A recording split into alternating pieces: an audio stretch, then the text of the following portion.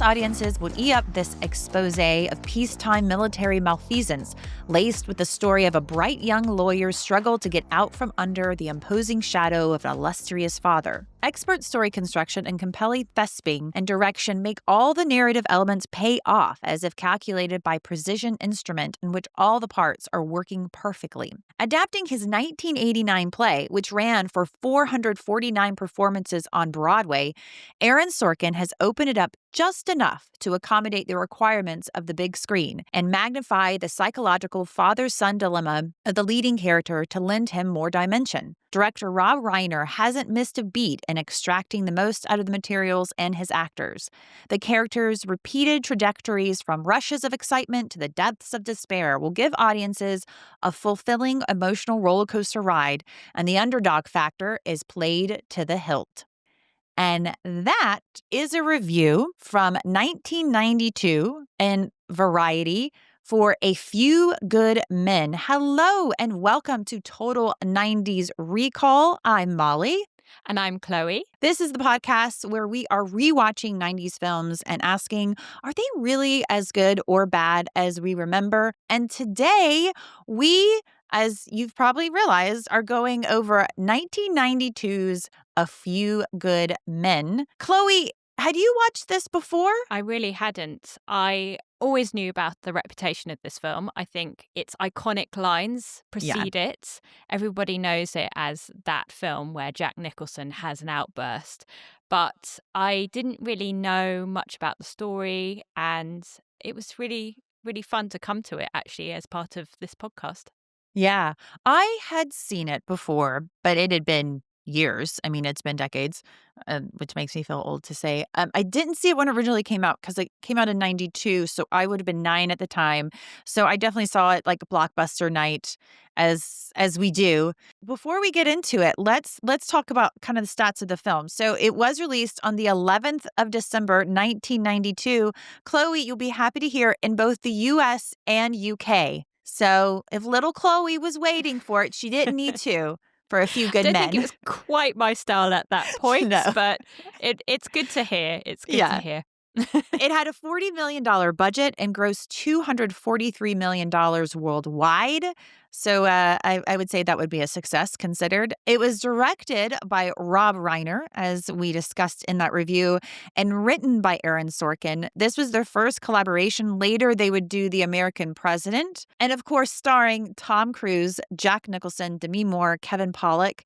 The film was nominated for 4 Academy Awards, including Best Picture and Best Supporting Actor. And we gotta love our MTV Movie Awards, right? So it was nominated for 5 MTV Movie Awards, including Best Movie, which it won. It was nominated for Best Villain for Nicholson, which he lost, unfortunately. But I love the idea of Jack Nicholson going to the MTV Movie Awards. I think he'd enjoy it. I think he would be too. His style. Totally. I mean, he was in Mars Attacks. He's Yes. clearly someone who's got, he's a good sport, put it that way. He was nominated again in, I think it was 2007 or 2008 for Best Villain for The Departed, and he did go to that one. So I just would love the idea with him, his little glasses, sitting there front row, just Best Villain. It also was nominated for Most Desirable Male for Tom Cruise. Well, I suppose that, he puts on his uniform a couple of times. Yeah. And Chloe, no BAFTAs. No BAFTA No nominations. BAFTAs. You say this as if it is some kind of insult to the American nation. I'm sorry about this. I know. I guess it is quite an American story, I suppose. Totally. At one point they say that their allegiance is to, what is it? It's to Unit Core God Country. Yeah, so I think that's an interesting thing that maybe the BAFTA voters couldn't quite, connect with. Maybe. Fair enough. So the log line on IMDb, a military lawyer intends to prove that 2 U.S. Marines charged with murdering a fellow Marine were only following their base commander's orders. I think that's pretty, yeah. Yeah, I think that's quite a neat summary. I think it opens up an enormous moral quandary in and of itself, which we will get to.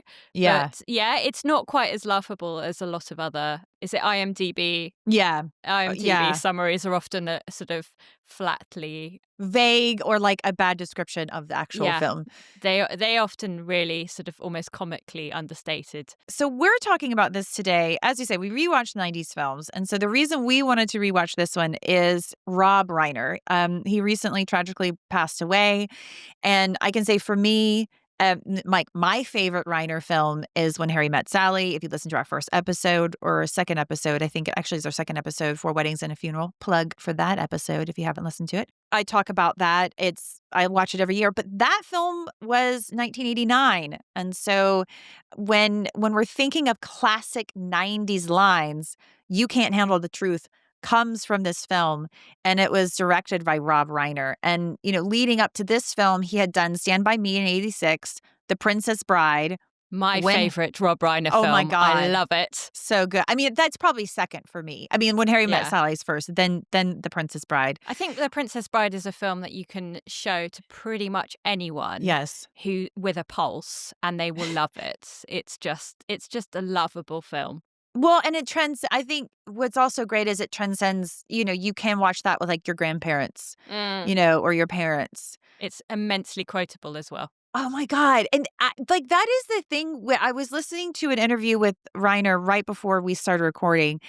And he talked about, this isn't going to be a Princess Bride episode, but just real quick, because we are talking about Reiner and I want to give him his props. And a lot of people had tried to make that. Like Robert Redford was one, and I can't remember the other one or two, but they're very serious directors.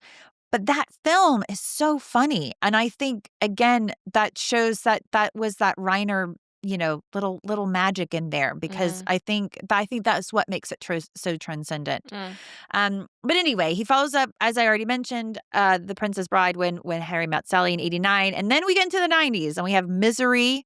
And then after Misery, of course, A Few Good Men. And then after A Few Good Men, North. Wah Wah in 94. But then he follows up that with The American President. Did you mention This Is Spinal Tap?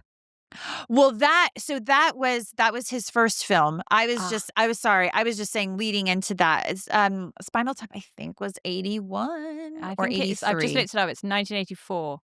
But it's a Okay. classic. It's a It deserves classic. a mention. Yes. It does. Thank you, Chloe, because I should have had that on my list. So thank you. It definitely deserves a mention. It's so, I mean, another classic that paved the way for Christopher Guest films, who's in this film, and just mockumentary styles, Curb Your Enthusiasm. And yeah, this is a guy who, came from a very successful, his father, Carl Reiner. I don't know. Is Carl Reiner, is he well known here in the UK? I wouldn't say he's a household name. Yeah. But then I think because of the age that he was active, maybe I could ask my mum and see. Yeah. But I don't think I wouldn't say he was a household name. I'm not sure that Rob Reiner necessarily was fair over enough. here. He's more someone that if you mention his films, people go, oh, yeah, I love that. I love that. Yeah. He's known for his activism in the US. Yeah. And I don't think that would have come across over here so much. Yeah. Well, Carl Reiner is his father, prolific comedian, comedy partner to Mel Brooks, and also a director in his own right. So coming from a pedigree, right? And it started his career as an actor and All in the Family, and then transitioned into directing. And Sorkin's called him a writer's director. And an actor's director, I think is fair to say, because he comes from that background. Well, and you can see that in this film. It really showcases the actors. They all have their moment. Absolutely. What did you think about the opening scene, though? So the very opening scene, I was actually really impressed with the very opening shot. Yeah. Because it has this peaceful, almost kind of Malibu sunset style view over the hills. Yeah. And then it pulls back and shows you the military border with, guards and razor wire and everything. And then we see this scene in which these Marines are hazing the other one. I think the main thing that sort of stood out to me about that opening scene was the music. Mm-hmm. I noted down it's got very kind of synthy, almost 80s style music. And so I guess I would say that opening shot is perhaps to me the most memorable and most cinematic shot of the film. And that perhaps the one with the most intentionality about what it's saying. But I think that's a generalization. That's unfair of me because there's obviously lots of intentionality behind everything. It's just that was the one that kind of made me go, that sit up and look. It almost feels like the film starts again once we move to the US mainland. Totally. I wrote down, like, I was so glad they cut that scene when they did, because I was like, oh my God, this is horrific. Like, it was literally horrific watching that happen. But to your point, then I loved that they immediately cut to the stars and stripes and the music and this, this pomp and circumstance and this beautifulness and this, to me, when I saw that, it's like, this is what we want you to think about with the military. Yeah. I mean, that's why actually it's so unfair of me to say suggest that there's no intentionality behind it, because of course there is. There really is a sense of we're being shown this military parade and that's telling us something about duty and following orders and all the themes of the film. I suppose, though, that's the point where the film starts to feel like how it's going to be for the rest of the film. That opening shot is perhaps much more like it's out of a thriller or something, and there's not a whole lot of action in this movie. No. It's talking because it's Aaron Sorkin. Yeah, because it's Aaron Sorkin, exactly.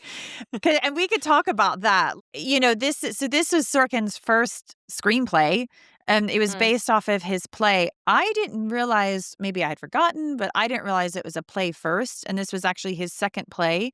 He wrote it he wrote this when he was 28. I think he wrote the play when he was 26. I could have that a little bit backwards, but he was inspired, or he got the idea for the play from a phone conversation with his sister, Deborah. Did you read about this? Yeah, I heard about this, yeah. Yeah, who had graduated from Boston University Law School and was serving a 3-year stint as a JAG officer. And she was going to Guantanamo Bay to defend a group of Marines who had come close to killing a fellow Marine in a hazing ordered by a superior officer. And then he wrote the story, started writing much of the story on cocktail napkins while he bartended. Which, love that. I think that is I wondered whether that was a slightly self-mythologizing story, but if it's true, then it's a great story. Yeah. Well, it's a great story generally. Yeah. This idea of, a writer having to bartend on Broadway and then feverishly writing the story down on cocktail napkins. Yeah. Great. Very cinematic. Exactly. Very Sorkin. Well, it's interesting. Apparently, originally, he wanted to be an actor.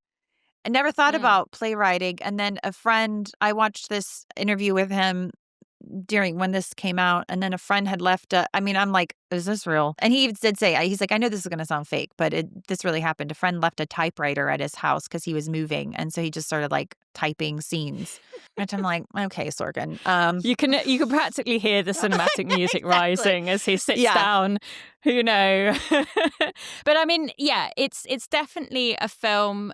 Even though I haven't watched a lot of Aaron Sorkin's work. I haven't watched, this is going to shock some people, I haven't watched The West Wing. What?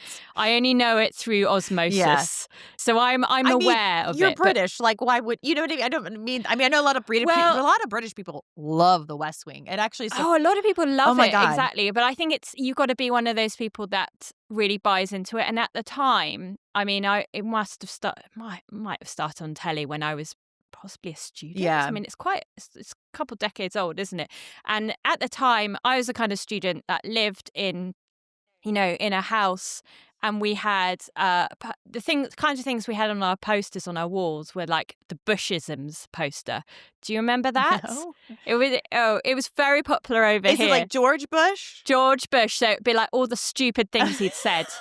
And I live with someone who had the president of Venezuela and Che Guevara on the walls. So we were I wouldn't say we were anti-American, but we were healthily skeptical about the American presidency, shall we say.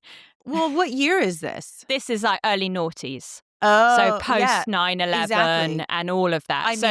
So we are very much not into the West Wing. Yeah. And also, we didn't have prestige.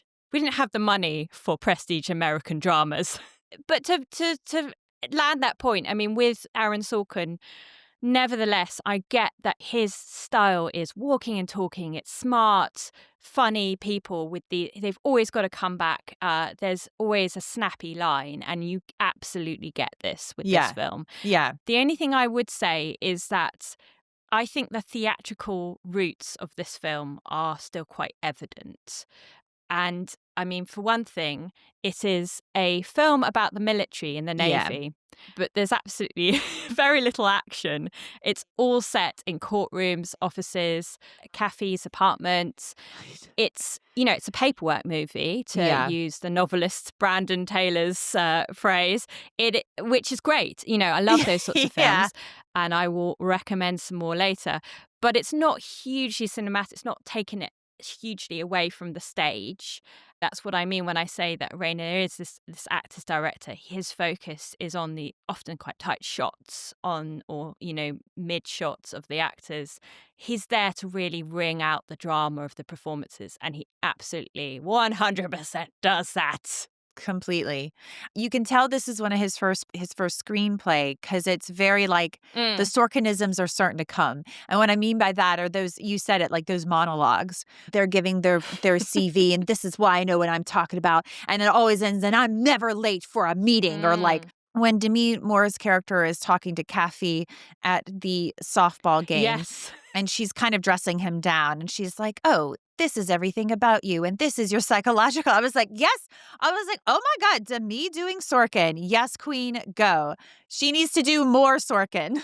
Yeah, there is a real sense, isn't there? The characters are all really smart, and they're all they have a head full of facts.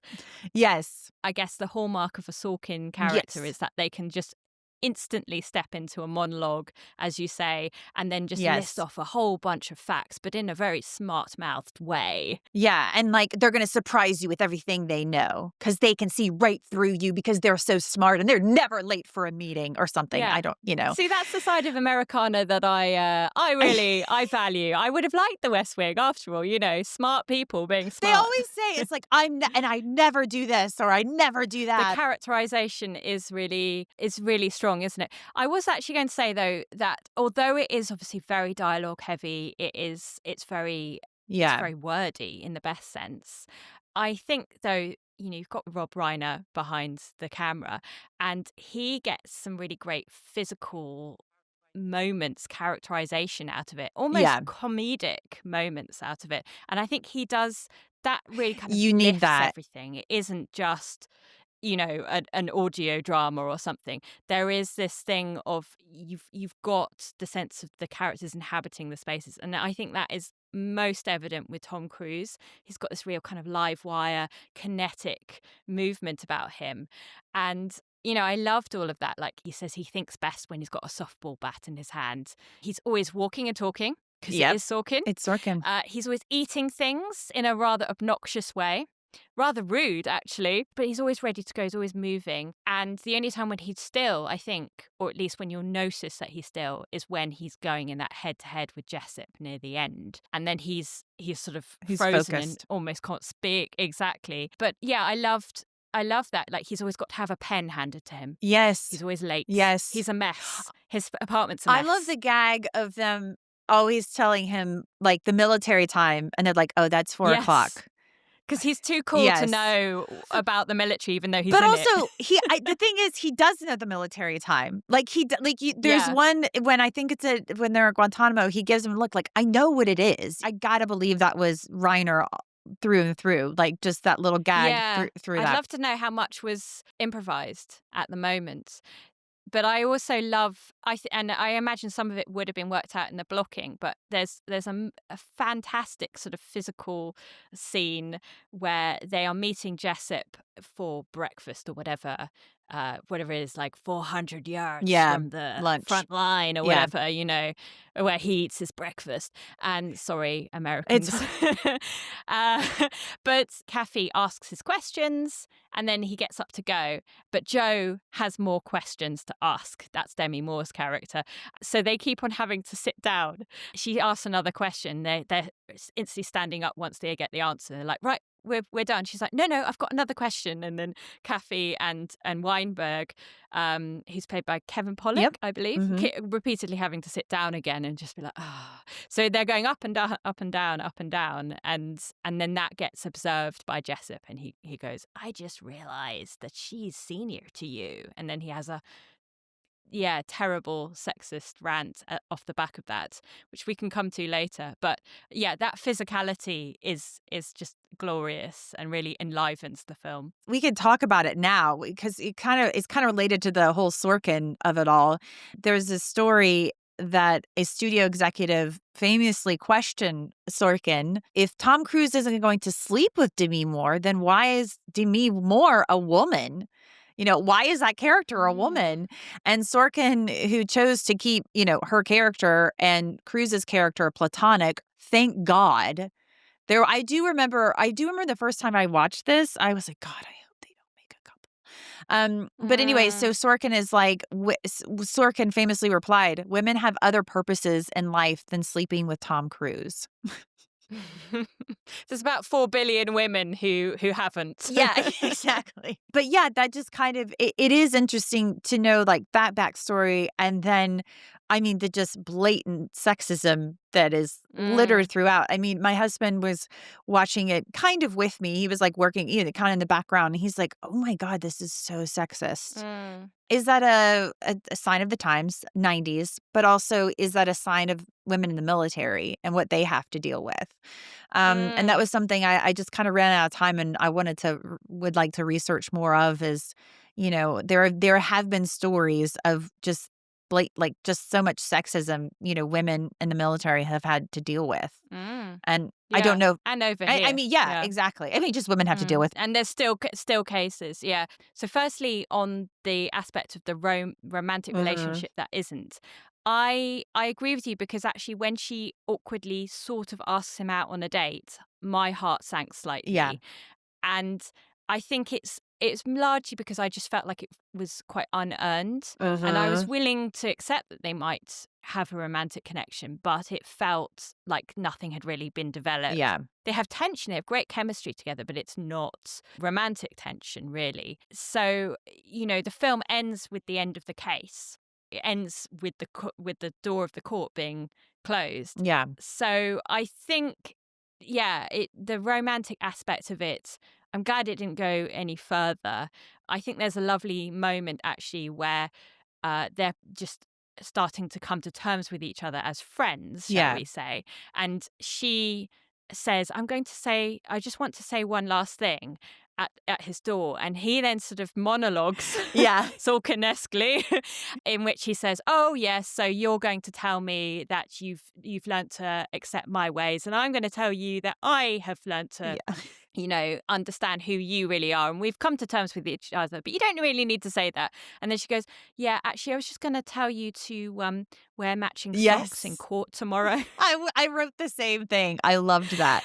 And he's like, oh, yes, good tip. Yeah. So there's a little bit of tension, but it's never it never really goes anywhere and it would be too much. But in terms of the sexism, I was pondering this as well. And I mean, where do you come down on this question? Because in terms of representing it, there are moments in which Daniel Kaffee and Jack Nicholson say some really sexist things. Yeah. And she breezes past it. Yeah. And I think in some ways that is really, that shows that this is the sort of thing she's had to do as a woman. Yeah. So if she were to snap back, it might show that they're getting to her. But I suppose the thing is I always think if you represent characters being bad on screen, that's fine. We represent the world as we come to it rather than as we wish it would be. Exactly. But there was a little part of me that was left wanting to see things more from Joe Galloway's point of view, to get a little bit of sense of her private response to it, whether or not this does affect her. Because I sort of feel like it would, the accretion of sexist remarks that put you down. I mean, Jack Nicholson really puts her down and has this awful rant about how there's nothing sexier than having to salute to a woman who's your superior. And then he uses it to both intimidate her and Kaffee by sort of saying, well, there's no one who's superior to me. So unless I ask for a blowjob from the president's wife or something, the first lady. Until a woman becomes president, I'll never get a blowjob from someone superior to me. There we go. And so he's using it to sort of show off, but in the most sort of piggish way.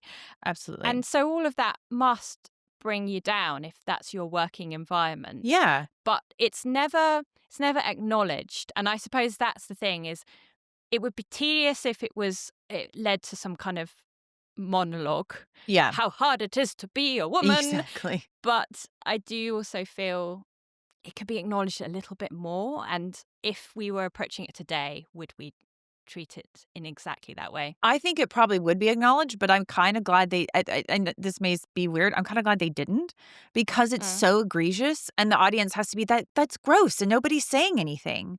And the truth of the matter is, women throughout history have had to deal with sexist comments from their superiors and from people that they manage. I can imagine it's significantly more in the military.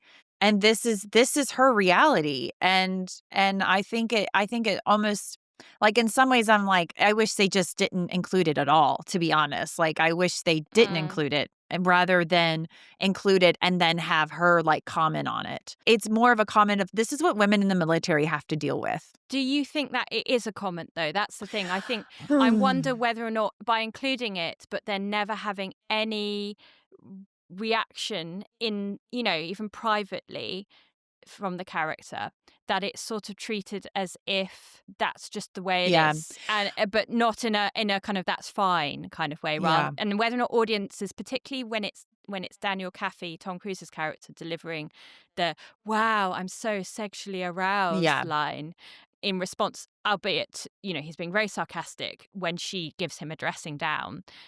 Nevertheless, I mean, that wouldn't fly today. No. But I wonder 90s contemporary audiences would be like, oh, what a smart Alex response. I see what you're saying. So, I think if this was made today, I would think they would either take it out, just not include it, or they would, if they included it, there would be like a monologue or some, because it's Sorkin, it's going to be a monologue while she's walking, of how she's tired of these imbeciles who don't know anything, and she has all these degrees and they have nothing, and she outranks them, but she is going to get through this anyway because she's never late for a meeting, But it's interesting. I don't know where I stand on that. Is there not a way you could do it? I can imagine there's a way you can acknowledge these things without turning it into a monologue. It's obviously possibly what would happen. Yeah, it's tough because, we have to, it's always that tough thing of like critiquing the film that you get versus the film that you want. But I think if we are looking at this, because, as we're looking back at these 90s films, and I think in the 90s, this was just all like, guys just being guys, and now again, as we're watching this, like, this is extremely sexist and gross. I guess this then links to my other thought on Joe Galloway altogether. So on the one hand, I like that you've got this rather fussy character who is, she's clearly trying to kind of elbow her way into getting into court law, and she would never backs down. She's across all the details. She presents herself. She's neat as a pin. She's basically, if you want to use a very tired phrase, a girly swat. And I think female characters are allowed to be that, even if it is a bit of a stereotype.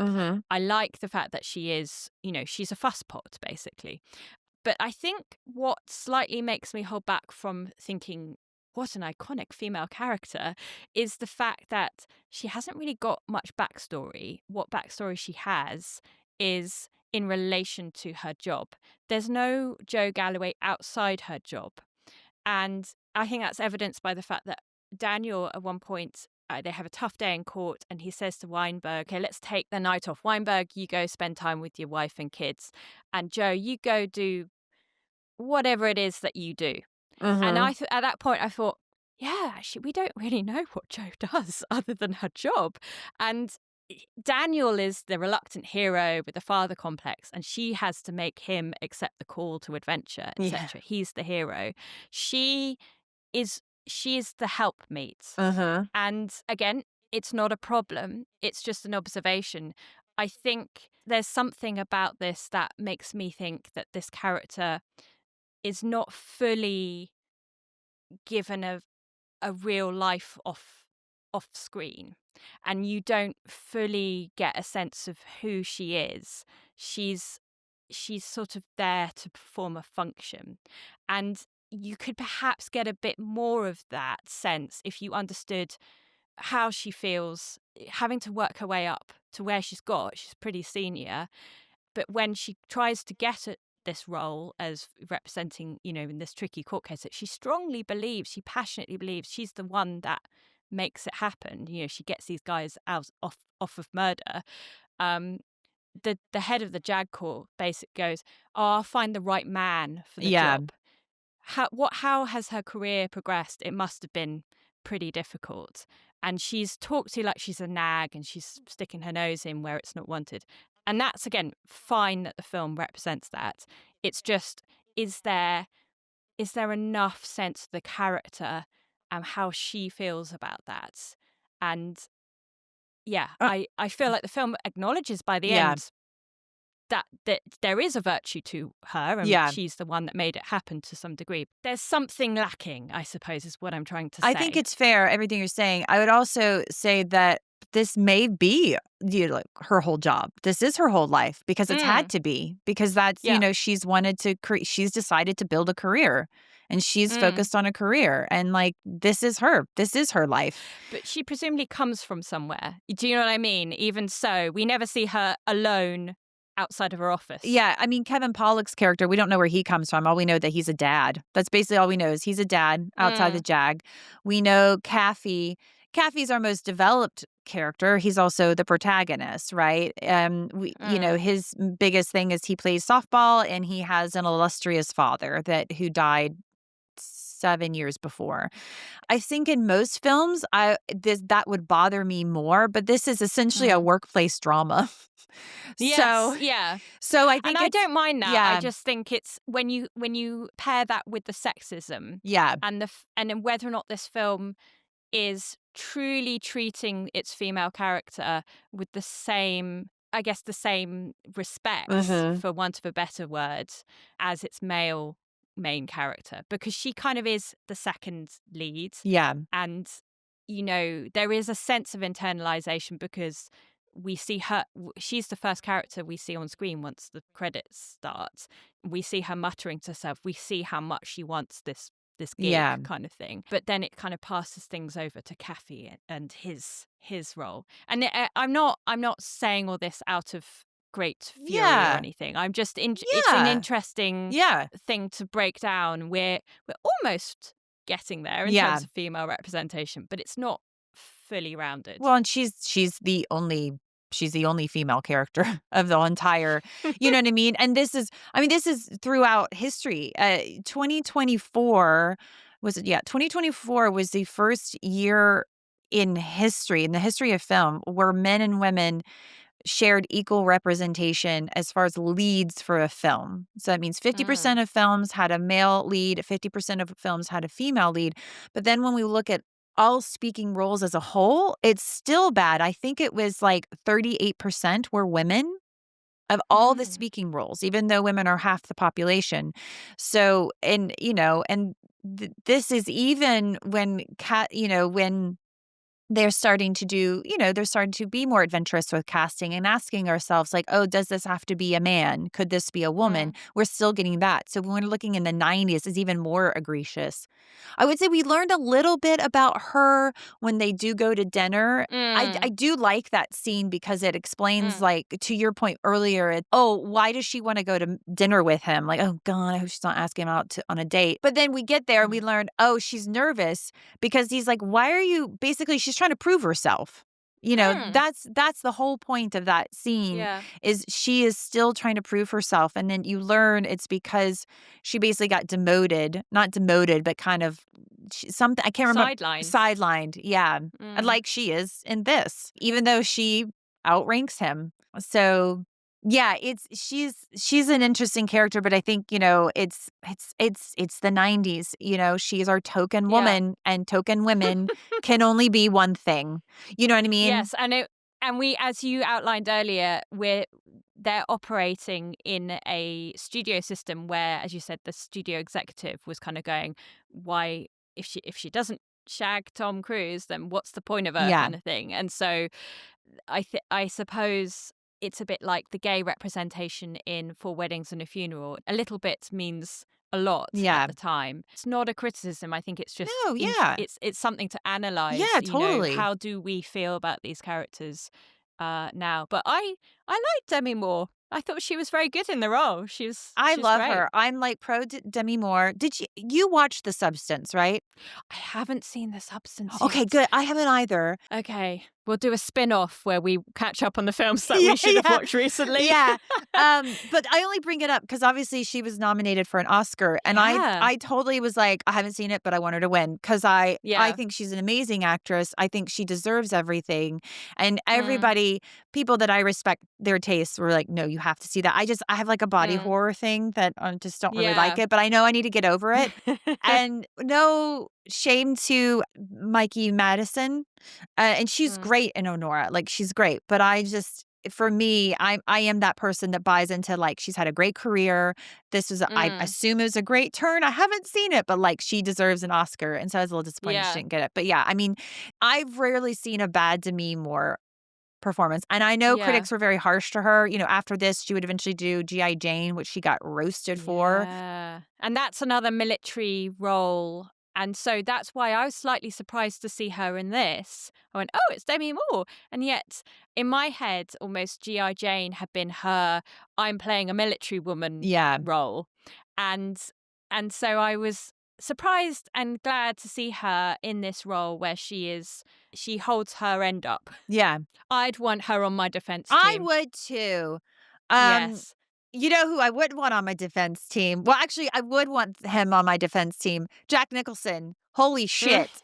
Holy shit. Like, I forgot, like, Jack Nicholson has won 3 Oscars.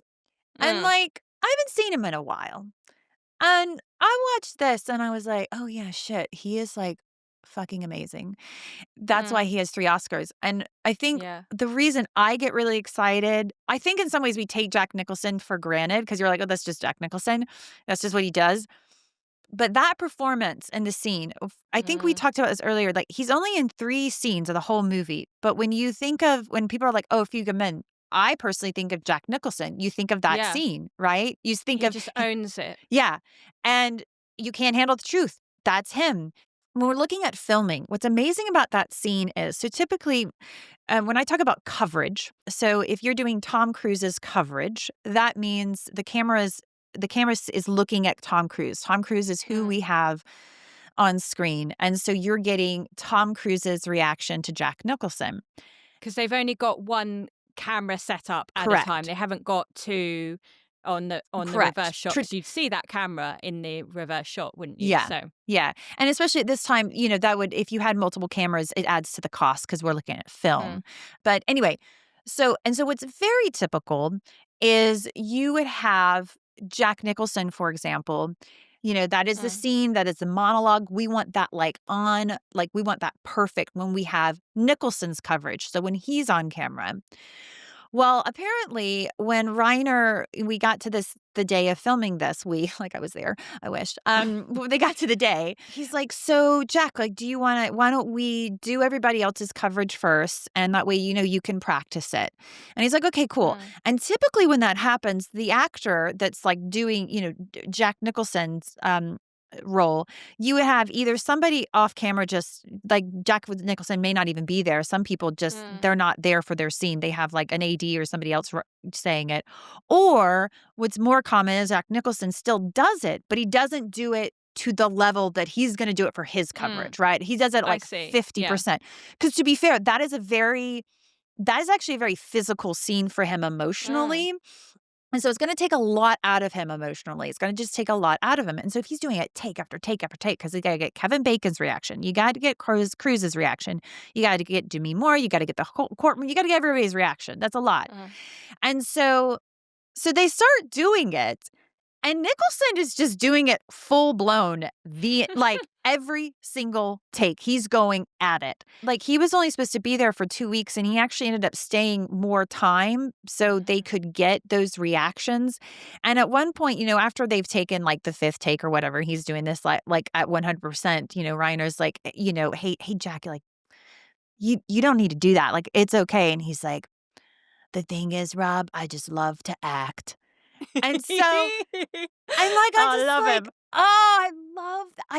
I love that. And it's also so generous as a scene partner because that means that Cruz and Bacon and more, like, everybody is reacting to him. Yeah, for real. Because he is properly kind of quivering, isn't he, when he encounters it. They don't have to manufacture the reaction. They're reacting to him. And it just makes everything more powerful. Just seeing it again, I'm like, shit, this is why he has 3 Oscars.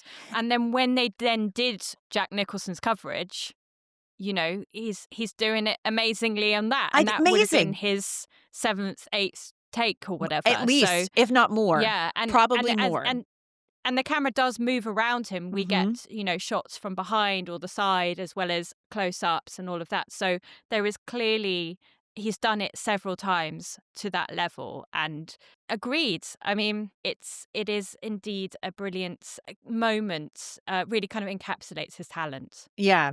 And I can't, I'm like, who else could have done that role? At this time, this is 92. He's done Batman already. I'm trying to think of maybe any of his contemporaries. Like, I don't think Robert Redford would have been a good fit. I'm trying to think of anybody else. Like, I just cannot think of anyone else in that role, but I think it's because he made it so iconic. Yeah, absolutely.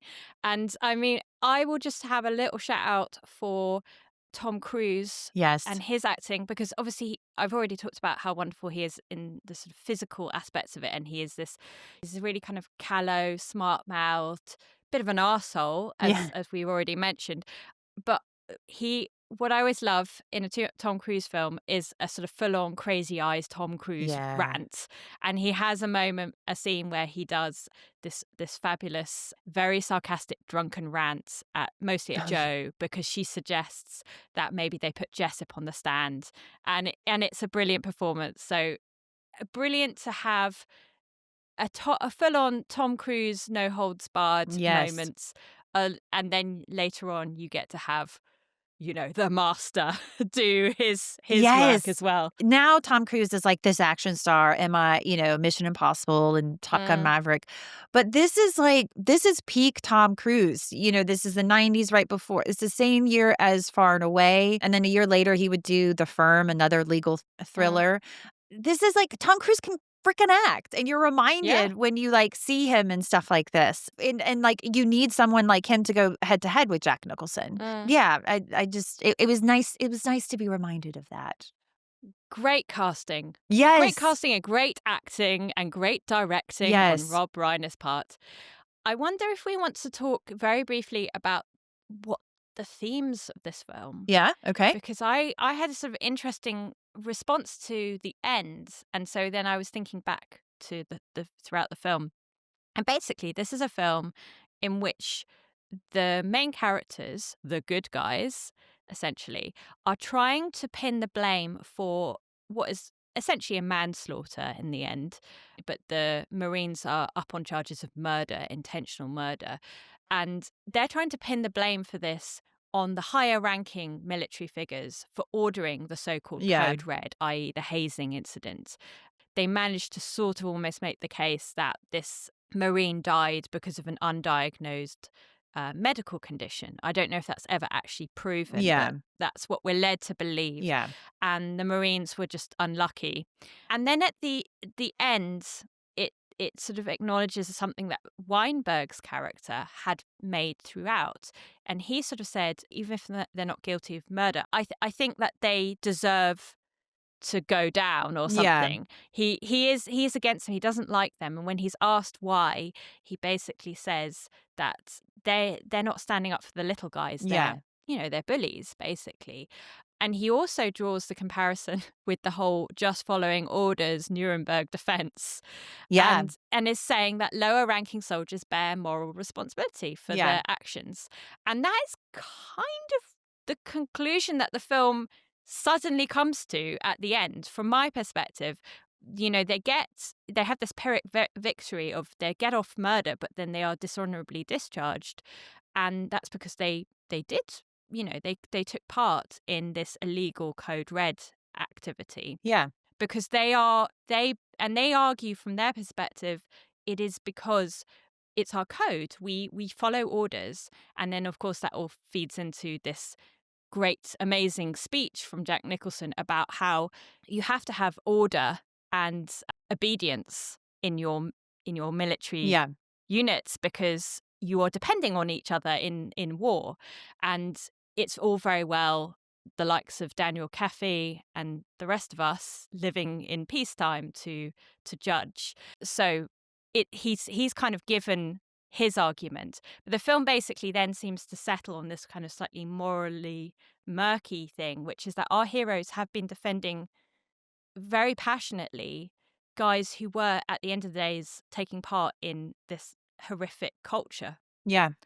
The reason why I find it interesting is because the treatment of that last scene is so at odds with that conclusion. Yeah. That I almost wondered if I'd misread it, because it's like this really kind of noble Hollywood ending. The music is really like syrupy strings. It rises.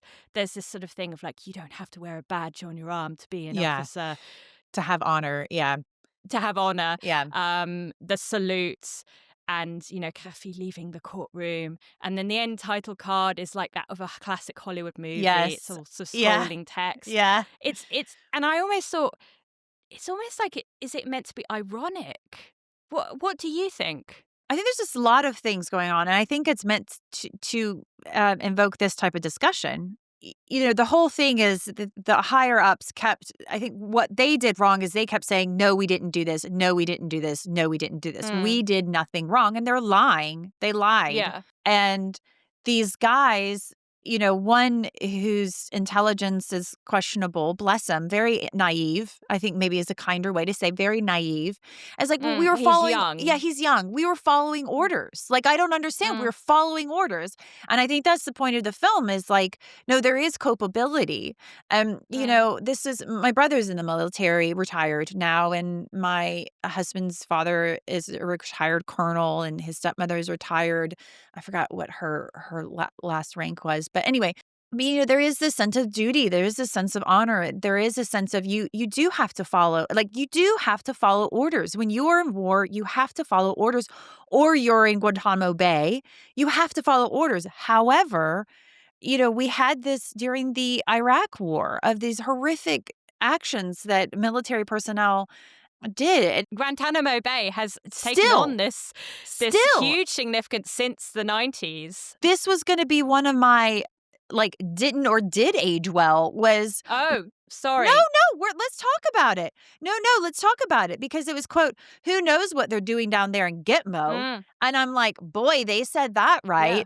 And I can't tell if that aged poorly or is just as relevant today as it was then, which is really sad. Yeah. It's totally, you know what I mean? And so I think it's meant to invoke this conversation of, and that's, post World War II in Germany, soldiers are told they actually protect the Constitution. Their whole, because of that thing, they can't invoke, I was just following orders. Because you have things like this happen.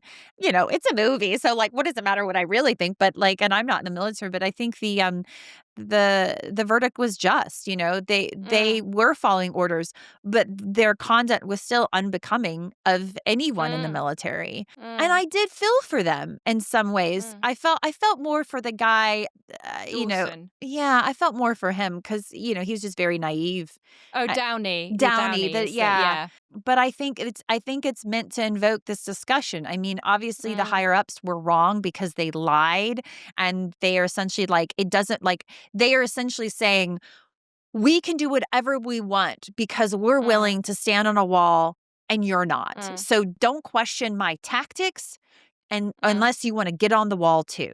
And it's like, well, no. And so when we send our people to war, like we are asking them to take lives and put their own lives at risk. And like, so we need to think about what we are asking them to do, and they will carry that for the rest of their lives. I think with this film, what I was trying to say earlier about the end of the film is that tonally, it's admitting this rather murky moral issue, but it's trying to also have its cake and eat it by giving us the Hollywood ending where everything is resolved and our heroes got what they wanted, but not really. And so it's sort of, it's walking a tightrope tonally.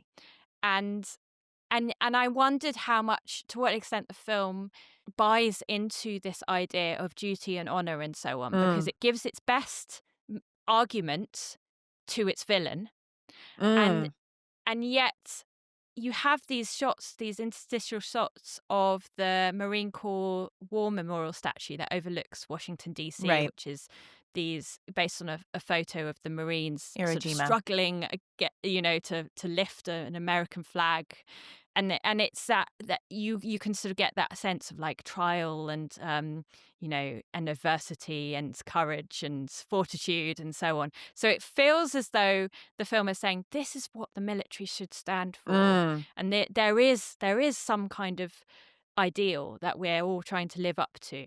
I just not sure if I felt as if the ending really juggles made its case. That moral murkiness. Yes. And that's fine. Yeah, I feel like that's just Sorkin. Because if you watch like The West Wing is, what we wish the presidency was, because it's not to say like the president in The West Wing, like he makes mistakes, but when he does, his people by his side, take him to, not take him to task, but call him out. And then he sees his, his mistakes and this and that. So I feel like that's a bit of Sorkin being like, oh, this is how it should be.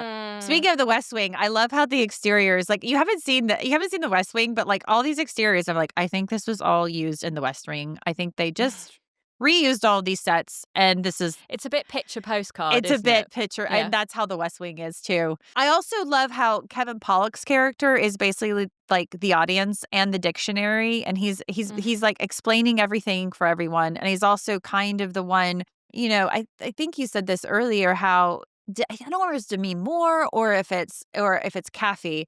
Tom Cruise's character is like, why don't you like them? And he's like, well, because they picked on the little guy, like they bullied the little kid, which I feel like that's part of what like the audience is saying. And then later, I think in the same scene, he asks, Joe's character, well, why do you like them? And she's like, because they sit on a wall and they protect us. So again, to your point, it's this film can't really decide what it's saying, and I think maybe the point is which is fine. Yeah. And that's it. Once these conversations, it's the tone at the end that left me a bit like, what? We came all the way to this, which is interesting because apparently, in the play, first of all, that scene with Nicholson, it had literal fireworks in the play, which I'm like, I kind of want to see this. It's very American. So American. I mean, only the Americans would have fireworks on stage. For a courtroom scene. Yes. So Sorkin said that in the play, it was very forced to get to that ending. And whereas when they, Reiner worked with him to really kind of really get there more, to get Kaffee to really work into it and get it so it wasn't so forced. Fun fact, the guy who played Colonel Jessup on the premiere in Broadway was Stephen Lang, who you will know from the Avatar films. Plays the Colonel Courage, I think. But he originated the role of Colonel Jessup on Broadway. Right, anyway. Yes. Imagine then having Ben being recast by with Jack Nicholson. I know. I wouldn't recover. No. Oh, is there anything else we want to talk about? The only thing in terms of what's aged badly. Yeah, well, do you want to move on to that? Let's do that. Yeah. So, I mean, we talked a lot about Joe Galloway, so I feel like we've covered it, but that's, see above for that discussion. Yeah. So then I really just have a couple of things that I think have aged well. Okay. In terms of, I guess, the storytelling and the filmmaking. So one thing that I found funny was the fact that Kaffee's character hates flying. And I think that is very funny to those of us who have seen not only the original Top Gun, but the most recent one. And I think that audiences at the time would have got a little kick out of the fact that Tom Cruise Yeah. is cast in this role, and he has to take actual medication in order to go on a plane. And I also love, and I think this is talked about quite a lot online, I love Daniel Kaffee's apartment. Yeah. It's got so much character. Yeah. It's filled with realistic clutter. It's got very kind of ordinary decor. Yeah. It's warmly lit. It's not a kind of stark interior. It feels like a lived-in place, and it really adds to that character. It's been commented on quite a lot online, often comparing the house from Home Alone, which apparently went on sale fairly recently, and people were sharing Yeah. the modern update of this house.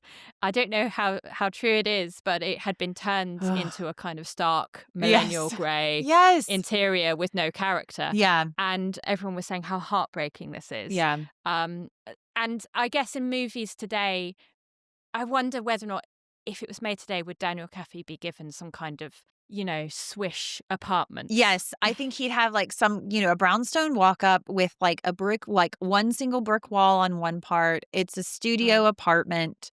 Yeah, very slick, very nice. But to your point, Yeah. I loved that you used the word lived in. And I feel like a lot of 90s films, the reason they work so well is they look lived in, and you're right. His does look lived in. It's not perfect. Yeah. And Joe Galloway's office as Yeah. well. Yeah, they've all got clutter. I think for me, what I kind of talked about already, I can't tell if it aged bad, or is just relevant, but like the quote, "Who knows what they're doing down there in Gitmo?" Boy, they said that right. That did not age well, as it is still relevant today. We do not, we are kind of wondering what they're still doing down in Gitmo. And what we do know, we don't like. Although there is a good podcast, the most recent series of Serial was really good, really illuminating, and really kind of laid out what is going on down in Gitmo, and it's not pleasant. I was just going to say one last aged well. So for me, it's also the fact that Kaffee goes out and buys softball magazines from the nice old bloke in the corner. Yeah. And first of all, I stan a guy who is supporting small businesses and the print media. Yes. That's great in this day and age. And also that he's got a wholesome hobby in a time when we have a lot of young men who are obsessed with online social media, going down these kind of dark rabbit holes of political conspiracy theories and, turning to kind of men's rights activism, so to speak, inceldom. Isn't it lovely to see a young man who's really, really, really into softball? Yes. And talking to like older gentlemen.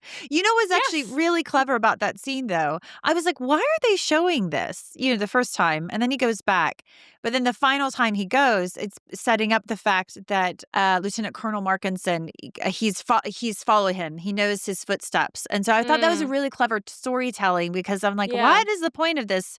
What is the point of this scene? And then it's like, it's because to show that, he's been following him. But yes. And I think it gives us a sense of Kaffee's character. He's kind of quite, even though he's been to Harvard Law School, he is nevertheless, his heart is with the ordinary folk. Yes. And he doesn't care for all the kind of military pomp and circumstance. Yes.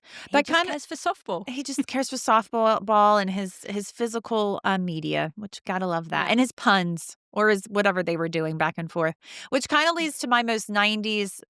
I have two like 90s scene lines. I feel like in the 90s, this is because in this Kaffee, he has a good job. It probably pays decently, good flat. But he has this old car. And like, I feel like, you also see this in Interview with a Vampire. Christian Slater's character has a beautiful Mustang convertible, 1965, I think it was, or 66.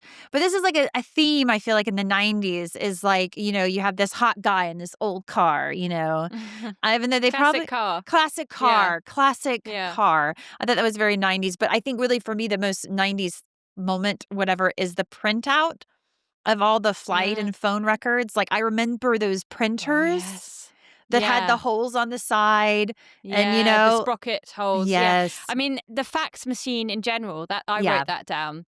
Just getting your important key information that's going to crack the case via fax. And in one of my first jobs, I had to deal with the faxes. That's how old I am.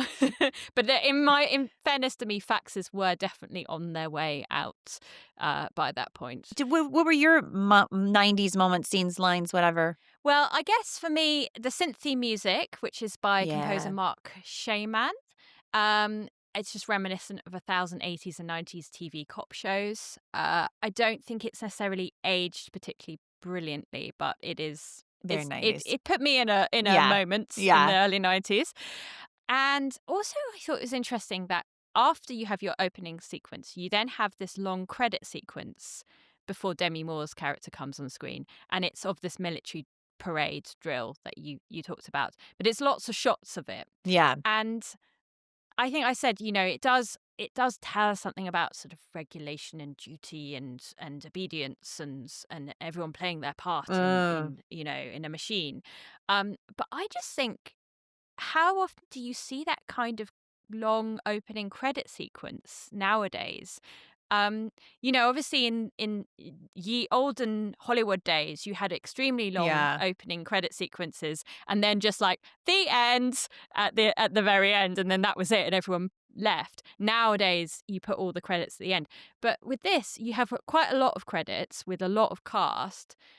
But I guess you would normally see those credits over some kind of sequence, as in some kind of story, / you would have some sort of like flashy graphics and hints of what's coming up, as you get with the Mission Impossible films. So I suppose I thought that was very 90s, because it's trusting that the audience has patience to sit there. And nowadays, in our age of streaming, they would probably be like, no, cut it. Just get to the story, get to this, that, and the other. Yeah, I mean, when you look at When Harry Met Sally, it actually surprises me how long the credits are in the beginning, and it's literally black and white. It's like directed by Reiner, written by Nora Ephron, starring da da da da. I mean, I'm just like, oh my God, this is really long. You're expecting the audience to sit there and read? Yes, and not look at our phones. Like, what is going on? Any awards you'd give this film? They're all for lines. So right. I think we can both say what the most iconic line is. Do you want to say it? You've got an American accent. I was like, do I want to try to do a Nicholson impression? Do you want to do it? Go on, go for it. I'm not going to do it. I'm just going to... I can't do it.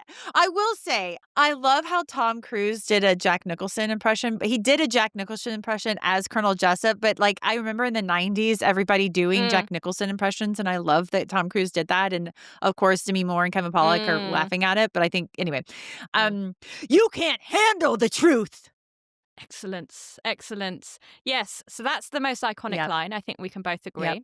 I struggled to decide what was the funniest line, but a line I very much enjoyed was when Tom Cruise goes up to Aunt Jenny, or whatever she's called, and he's surprised because she is actually quite a young woman. He was expecting the aunt of a full-grown man who's in the dock to be an elderly little old lady, and he goes, oh, I was expecting someone older. And she goes, so was I. Right back at you, mate. I thought you'd be a little bit more experienced. I thought that was such a neat thing.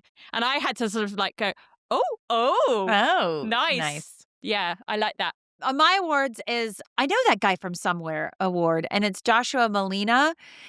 What he comes in, it's when they're at I keep wanting to call it Guantanamo Bay, and he's Jessup's assistant, but he's in The West Wing. He has he's in another Sorkin, but he gets moved up the call sheet.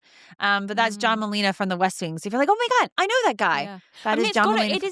There's a lot of I know that guy. This is the other thing I was going to say. Yeah. And then I don't know if I want to put it with that or call it From Zero to Hero. But you also have Cuba Gooding Jr. and Noah Weil. Yeah. Noah Wile's in 2 scenes, very small, but, and Cuba is in 1 scene. He's just on the stand. And I was like, oh my God. Like, I thought Jerry Maguire was the first time Tom Cruise and Cuba had worked together. But no, it was A Few Good Men. Yeah.